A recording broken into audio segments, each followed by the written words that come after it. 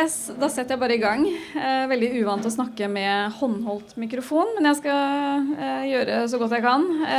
Og så får dere bare si ifra hvis det er for høyt eller lavt, eller ja. Så jeg er da invitert hit for å snakke om jenter og gaming. Jeg heter Hrafnhild Jornarsdottir. Dere skal få slippe å si det. Hildur for kort, det er litt enklere. Jeg er da... skal vi se om det kommer opp. Spillforsker. Jeg også streamer på Twitch. Streamer masse forskjellige spill, så det er bare å komme innom og sjekke ut. Jeg er også forfatter. Jeg har en doktorgrad i digital innovasjon i spillbransjen.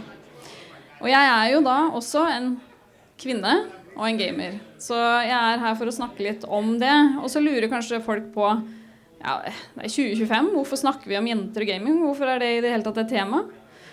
Jo, det er jo fortsatt perspektiver om jenter er ikke gamere, og jenter gamer ikke. Og hvis de spiller spill, så spiller de Sims. Og jeg tenker at dette her er veldig viktig å prate om uansett, fordi at vi vil normalisere både gaming og at det er for alle. Og Sims er jo spill på lik linje som alt annet. Og når jeg da snakker om gaming, så lurer jeg veldig på, vet dere hva gaming egentlig er? Hva er gaming? Hva er det å game, og hva er det å være en gamer? Og så lurer jeg litt på, er det noen her som tør å rekke opp hånda og si, hva er gaming? Har dere noe forslag? Jeg liker å involvere publikum. Ingen? Jeg skal komme med svaret, altså. Men dette er ofte et tema i store diskusjoner, og ofte det jenter blir møtt med i spillmiljøet, er du gamer ikke. Og da lurer jeg veldig på, ok, ja, hva mener du hva gaming er da? Skal vi se. Det tar litt tid da. Der.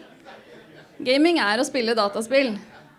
En person som spiller er en gamer. Så enkelt er det. Det er ikke noe mer, det er ikke noe mindre. Var det det her dere tenkte på når dere hørte gaming? Jeg ser noen nikker. Ja, det er bra. Ja, det liker vi. Det som ofte kommer opp er jo dette her, ikke sant? Sjangere. Hvilken sjanger er det du spiller? Ja, hvis du ikke spiller Call of Duty, så er du ikke ekte gamer, ikke sant? Du kan spille alt fra Candy Crush til store MMO'er, Elden Ring. Sjangeren har ingenting å si. Det har ingenting å si om du er skikkelig god i spillet, eller om du spiller bare for kos. Det er også veldig viktig. Og så er det ikke så veldig viktig om du identifiserer deg selv som en gamer. Så selv om andre sier, man må være gamer, eller ja, du liker ikke spill hvis du ikke er ordentlig gamer, det har ikke noe å si. Så lenge du koser deg med spill, så gamer du. Og grunnen til at jeg sier det her er egentlig for å gi dere litt grann plattform i disse diskusjonene som kan komme opp i de miljøene dere er i.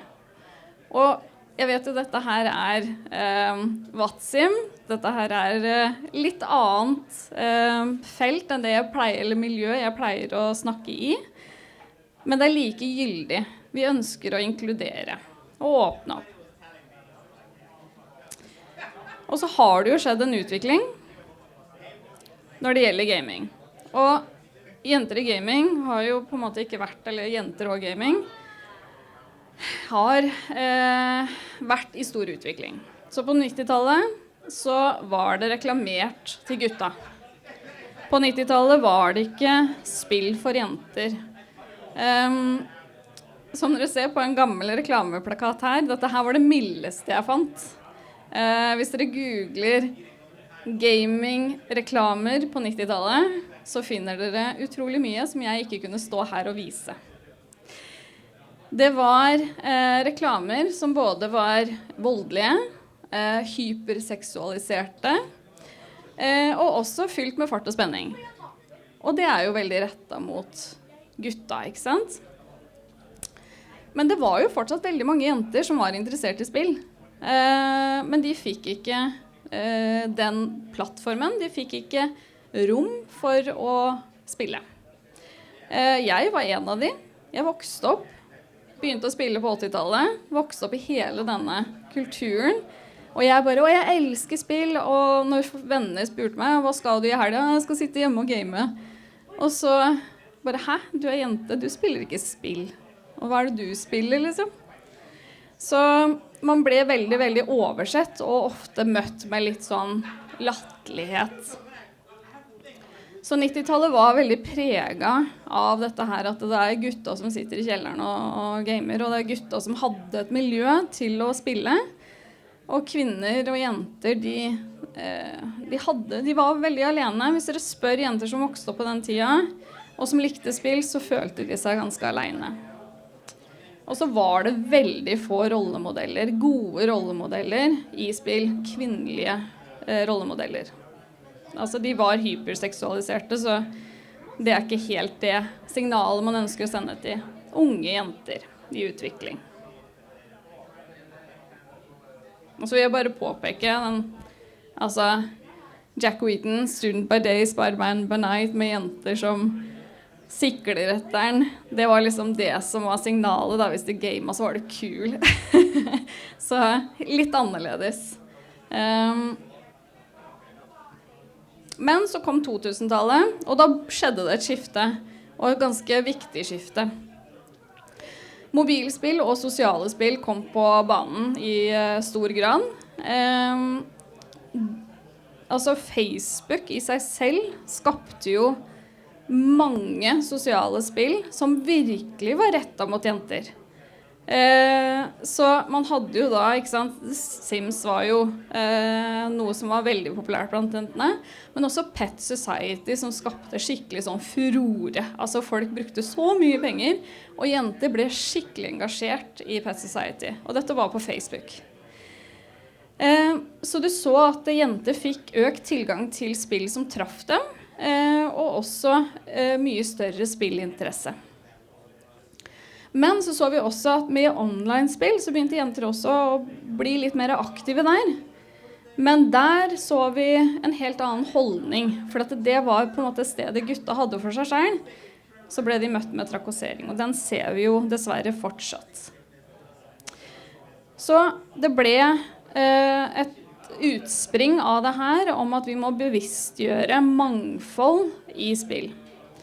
Og på 2000-tallet så man virkelig et skifte i hvordan man designet spill. Man hadde litt mer fokus på å treffe jenter og kvinner også, og respektere det, både i kulturen og i spilldesign.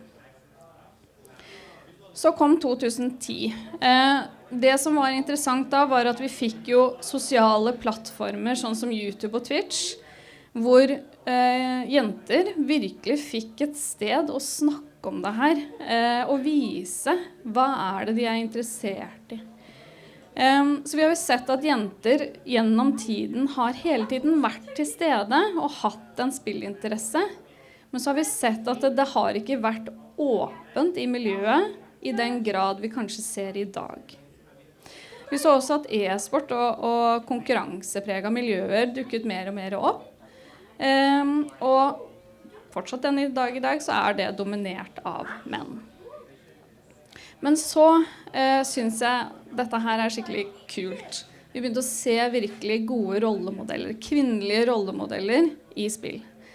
The Last of Us med Ellie og Horizon Zero Dawn med Aloy. Sterke, dyptgående, ekte kvinnelige karakterer som representerer jenter. Og det var hovedkarakterene, så man kunne på en måte oppleve gjennom de. Og det har jo vært et stort savn i spillindustrien. Og i 2012 så rapporterte Nintendo at halvparten av deres spillere var jenter. Så det var jo også veldig kult. Og Nintendo har alltid gått sin egen vei og prøvd å treffe en mer familiebase. Og det så jo også, ikke sant, når man designet Nintendo DS-en, ikke sant, kom ut i rosa, i ulike rosafarger. Så de hadde noe som traff alle. Det var ikke bare til gutta lenger. Så denne utviklingen på 2000-tallet har virkelig satt ting i gang. Så det vi ser i forskningen og i statistikk, i alt det vi rapporterer i dag, så ser vi jo at jentene virkelig har begynt å hale innpå. 93% av gutter mellom 9 og 18 år spiller spill. Men det er 76% jenter nå. Så faller de litt utenfor i tenåringstida, ikke sant? Fra 14 og oppover, så er det litt andre ting som opptar dem. Så kommer de gjerne tilbake igjen når de blir eldre. Det forsvinner ikke helt. Og den dag i dag så utgjør kvinner 46% av alle spillerne i verden. Så vi er jo så å si 50-50. Så hvorfor føler vi ikke det i spillmiljøet? Hvorfor er ikke det helt normalt? Hvorfor er det et spørsmål fortsatt den dag i dag om at jenter ikke gamer? Vi er jo inne i alle kategorier, alle sjangere av spill. Og jeg er sterkt inne i det selv.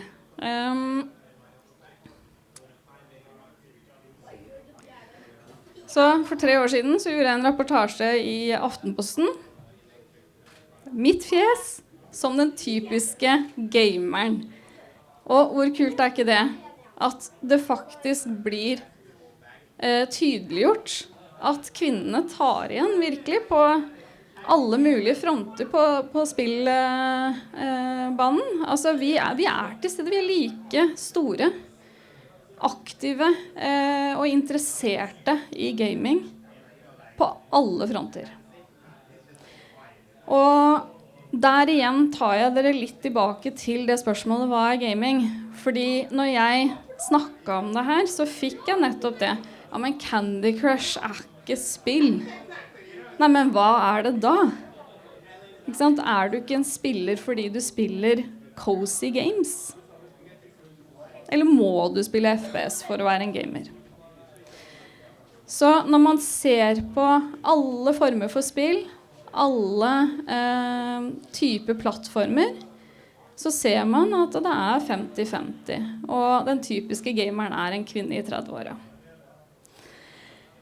Og jeg har jo hatt et liv preget av spill. Hele mitt liv siden jeg var 2 år gammel og satt og trykket på tastaturet på 80-tallet, så har det satt sine føringer i hvor jeg har gått i mitt liv.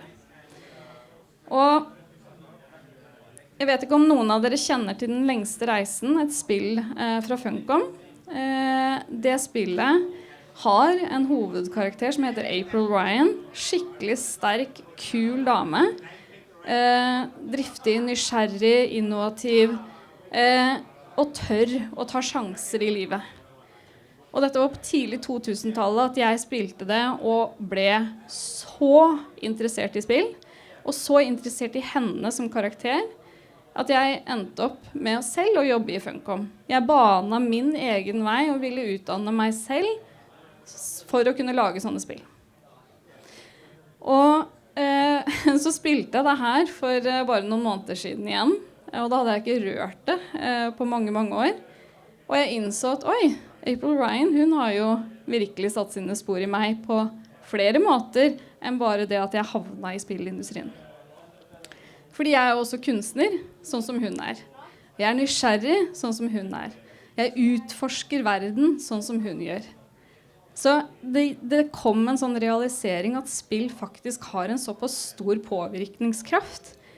Og hvorfor kan vi ikke snakke om det i stedet for kjønn?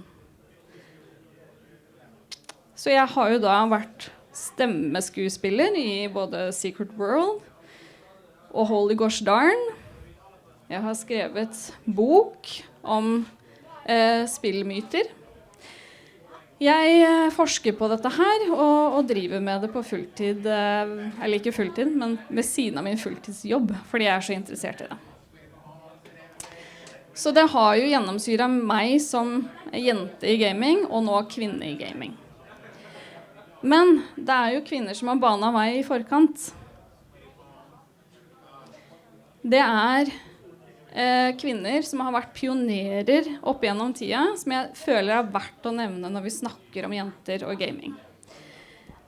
Vi har Ada Lovelace, nå går vi langt tilbake i tid, men det jo hun som skapte programmering. Hun var utrolig interessert i maskinens muligheter. Så hun gjorde det jo først og fremst mulig å skape programmer. Så har vi Roberta Williams, skaperen av King's Quest, hvis noen av dere har noe kjennskap til det. Hun ble, ja, ikke sant? Fantastiske eventyrspill. Hun jo da, blir ansett som eventyrspillenes mor. Altså hun innså at her det en mangelvare, og vi må skape gode historier, gode opplevelser i spill. Så har vi Carol Shaw, første kvinnelige spillutvikler for Atari, skapte River Raid. Det som kult at hun sa til mannen sin at her må vi lage noe. Vi må jobbe med spill og utvikle videre på det, helt fra 1982. Og så har vi Rieko Kodama, designer for blant annet, altså hun var grafisk designer for Sonic, som dere helt sikkert kjenner til, i Sega. Og så det Fantasy Star og Skies of Arcadia, som hun produserte. Og hun har vært bare elementær for spillindustrien. Så disse kvinnene her har banet vei, og det flust av kvinner. Dette her bare noen få eksempler på de som faktisk står for ekstremt mye av utviklingen i spillindustrien. Og jeg mener ikke at det bare de, men det jo i samarbeid med selvfølgelig spillstudioer med mange forskjellige mennesker, men det mangfoldet som viktig her. Og de kom med nye perspektiver som gjorde at vi fikk de spillene vi har den dag i dag. Og så har jeg jo nevnt, det jo konkurransepreget, altså vi har e-sport som ganske stort nå. Og det fortsatt veldig mannsdominert. Og så hører man jo at ja, men kvinner eller jenter, de klarer ikke å prestere på samme nivå som gutter i e-sport. Så har de jo gjort masse forskning på det, og det synes jeg veldig, veldig interessant. Her har vi jo en gruppe, League of Legends konkurrerende gruppe som heter Hell. Og det som at de konkurrerer på toppnivå, plassert akkurat på andreplass. Studier viser at hvis de får samme miljø, samme type rammer og muligheter som gutta, så presterer de like bra. Og med det så det ganske viktig å huske at vi nok veldig sånn, tenker at ja, men vi gir jo de mulighetene. Men det gjør vi ikke. Vi har noe som heter stereotype threats. Det disse stereotypene som jeg snakker om i dag. Det denne holdningen som helt fra 80-90-tallet om at jenter ikke hører hjemme i gaming. Og jeg mener ikke at alle har de holdningene, men jeg mener at veldig mange har de, og de møtes hele tiden. Og det hemmer prestasjon, det hemmer så mange deler av jenters glede i spillmiljøet. Og hvis man tar bort de hemmerne, så ser man at vi helt like. Det har ingenting å si. Så jeg ber om at vi tenker litt mer inkluderende. Og så det jo i spillutvikling, så ser vi jo også, jeg har jobbet i Funcom selv, vi ser at det overvekt av menn i bransjen, av gutter som ønsker seg inn i bransjen. Men det vi også ser at der hvor det fokus på mangfold, og da snakker jeg ikke bare kjønn, men kultur, så det ofte mye mer innovasjon, mye mer kreativitet, og de skaper spill som ofte har et annet fokus Det rikere narrativer, det mer troverdige karakterer som du kjenner deg litt mer igjen i. Og det har et bredere appell. Og med et bredere appell så treffer du flere, og du gjør det bedre. Og så hvorfor fungerer det da? Jo, mangfoldige team identifiserer flere perspektiver. Så det sier seg jo egentlig litt selv at jo flere vi inkluderer, jo mer diskusjon og mer nyanser og flere perspektiver får vi inn. Det gir mer kreative løsninger og mer inkluderende spillopplevelse. Og spill med kvinnelige hovedkarakterer eller nye perspektiver når ut til flere spillere. Og kanskje nye typer spillere. Så det noe med det å tenke mangfold, tenke bredere inkludering, og legge litt bort den der at ja, men du kvinne, så du forstår ikke spill.